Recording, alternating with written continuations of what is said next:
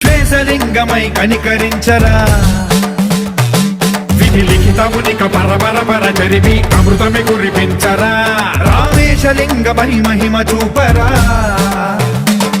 పలు శుభములగని అభయముని లిఖితము సతతము అందించరా